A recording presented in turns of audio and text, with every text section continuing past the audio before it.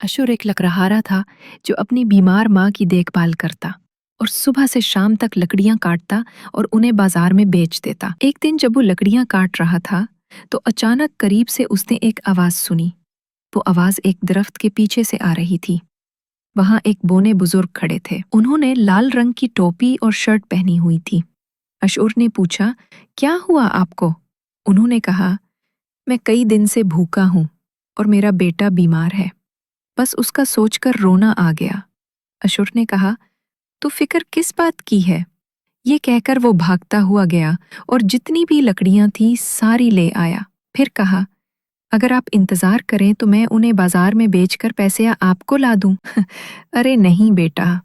ये कहकर उन्होंने अपनी जेब में हाथ डाला और सोने के बहुत सारे सिक्के अशुर को देते हुए कहा, जाओ अपनी जरूरत पूरी कर लो। ये तो तुम्हारा इम्तिहान था जिसमें तुम कामयाब हुए हो। मुझे ये सिक्के किसी जरूरतमंद को देने थे और ये भी देखना था कि वो काबिल है या नहीं।